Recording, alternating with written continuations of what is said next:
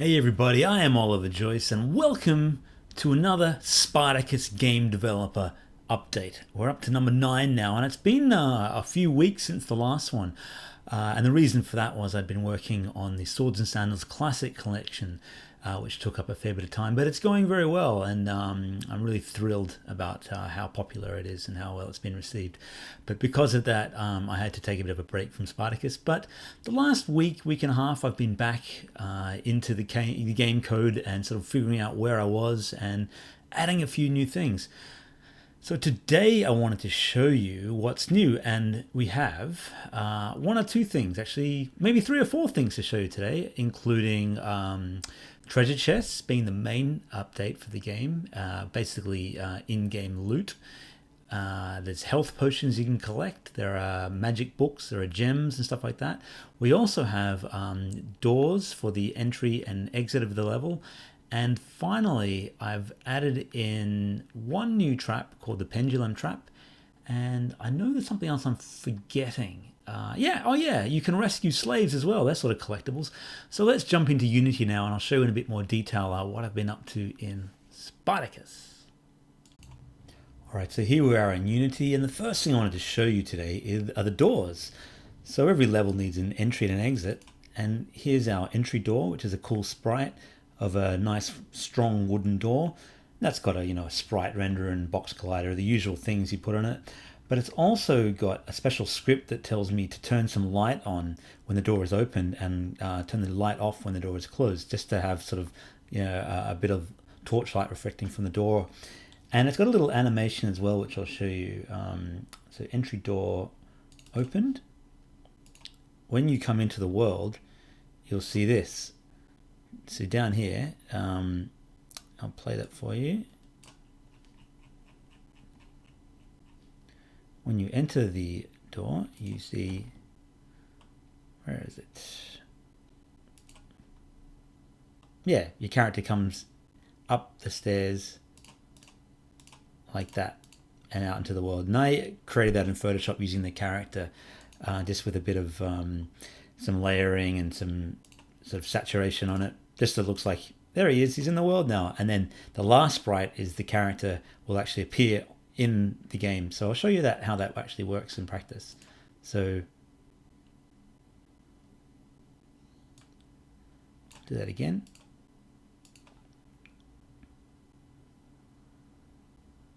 There he is. And there's a little particle effect which kind of shows some beams. That's not probably going to be in the final version. It's just a sort of a effect that I use from another part of the game, but I'm just using it for that because there's a slight sort of frame transition in between that animation stopping and the character appearing. Sort of falls a little bit. Anyway, yeah, and the exit door is very similar. The exit door has almost the reverse of that. We go all the way to here, but it has a different animation here, and when you play that one, you can see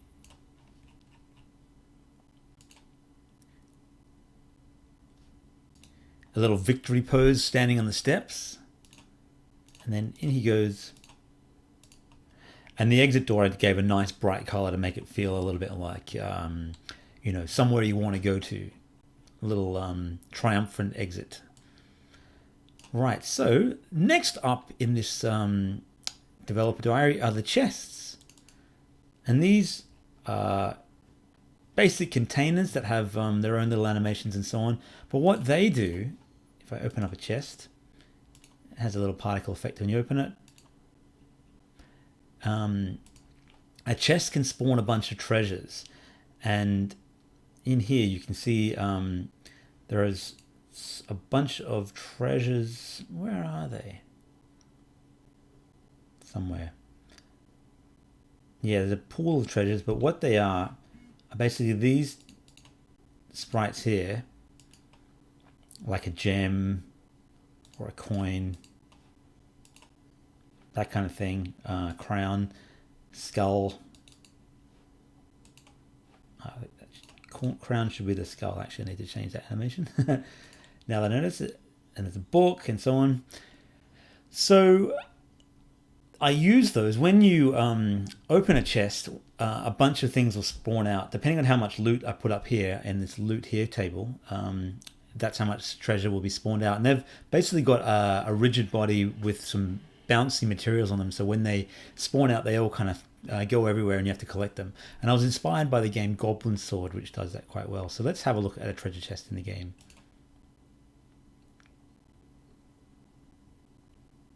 Now if I zoom in a bit, watch when I go over the treasure chest. Treasure spawns, there we are. So I'll do that again. I'm actually zooming out a little bit so you can see everything better. Bunch of things spawn for us to collect. Yeah, and there's a special kind of treasure that you can get that only appears once per level, and that's see these bookshelves over here. If I zoom in, there's a bookshelf, and what that does is they contain rare books that you piece together the story of Spartacus via.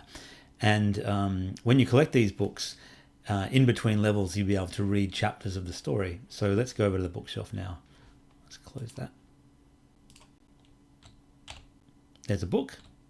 And you've only got a few seconds to collect them, otherwise they'll run out. There you go, you got a book. That's all it does for now, but zoom out a little bit. Now, of course, when you get damaged, you take hurt. There's a little sign, life is pain. I'm going to change how the signs actually work in the game because, and dialogue and so on. I actually want to have a little speech bubble appear next to the character, but I'll show you that in another video. And just to tell you what sort of things you got. But when you lose health, you can actually regain it by finding healing potions. And there's actually an alchemy table across the gap from here. If I jump over to that, a potion appears. And you can grab that potion and heal yourself. I'll show you when we do the full build mode of the game, because you actually can't see the heart containers in this build environment, but they'll appear later. All right, so that's the basics for collectibles, and that's kind of a nice simple thing. Collectibles only give you score points. Most of the gems are just for score, because there's no actual shops in this game. There's no sort of things to buy, just to keep it simple. Next up we have slaves. Now, slave cells, if I open that up, now these are things that you need to rescue. They're basically, every level has a certain amount of slaves that you have to rescue. You don't have to rescue them, but at some point you won't be able to progress past a certain level unless you've rescued a certain amount of slaves. It's a little bit like how Angry Birds has that sort of star rating system. You can't progress past a certain amount of levels unless you've collected a certain amount of slaves. But you can go back through levels and collect slaves that you missed earlier. And if we have a look at the slave itself, I'll show you the slave animation. Here's a slave. That's what he looks like inside a cell. He's like a muscular kind of gladiator type behind the walls. I actually drew that sprite myself. And when you free the slave, there he is there. He gives you a thumbs up and he disappears. Play that again. Yay, you're welcome. And there's some particle effects. And let's we're going to go over and rescue that slave now. And to do that, we're going to grab the debug spawn point and move it over to a slave cell. So throw this guy over here. Spawn from there. Then we'll see on our left, there's actually a slave to rescue. Don't know what happened there. That's weird. It's not supposed to do that. Why is my spawn point not working?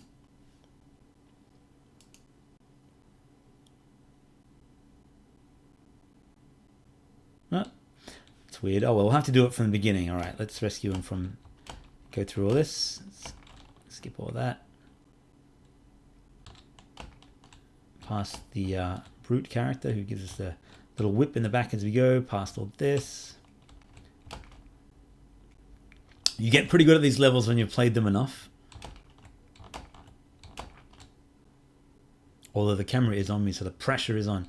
But you'll notice once we get past this circular saw trap and down here, There is a slave, and we're going to rescue the slave. I'm going to zoom in. Oh, not too much because the camera won't. What if I... No, we're at the bottom of the screen. All right, so we're going to rescue the slave now. Yay! And then he disappears. And when we run the build mode of the game, you'll see that one of the slave icons is lit up, meaning we've collected one of the 3 slaves. And the last thing I want to show you in this level is the pendulum trap. But we'll run that in the build mode, and you can see actually how it works. All right, so we're going to jump over to build mode now, and I'll play the game in full with all the treasures and all that kind of stuff. Okay, so I've compiled the game now, and I've turned off the webcam so we can focus fully on the compiled version. We'll double click the executable right now and run it. There's our character, and up here you can see 4 slaves that we need to rescue. But 3 hearts, that's our score up there. And watch that as we go over the treasure chest and collect coins, the gems, the score will go up. And there's a book. Books only give you points at the moment, but they will actually, as I said, be collectibles that you need to get in each level.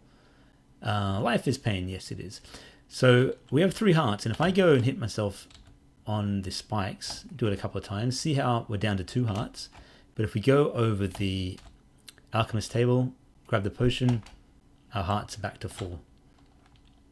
And the alchemist table looks empty there, which is good. So we're going to skip past the brute.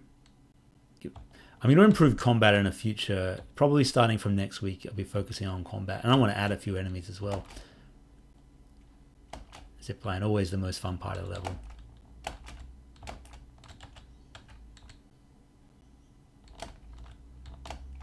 Alright, let's rescue this little slave. There he goes. And you can see up there, one of the slaves is turned full color, meaning we've rescued one of the 4 slaves. Open the portcullis, past the spike traps on a timer. And here's another slave we can rescue.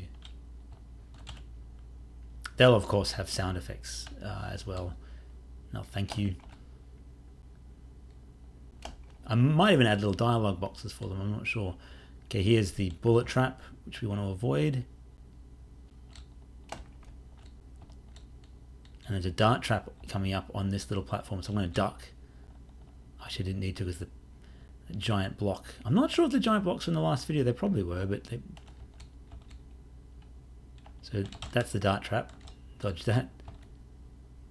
And here's the new pendulum trap, but it's too closely spaced to the oh, that smashed us. That's outrageous. All right, we'll try it one more time.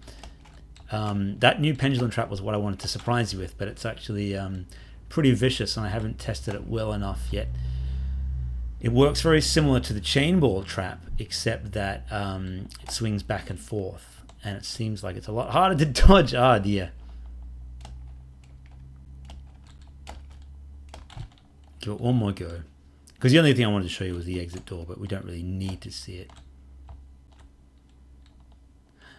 The level is probably getting very familiar to you. Oh, the zip line is doesn't respawn yet.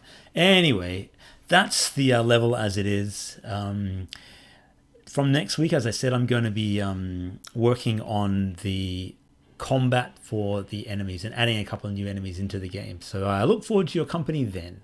Cheers, everybody. Bye for now.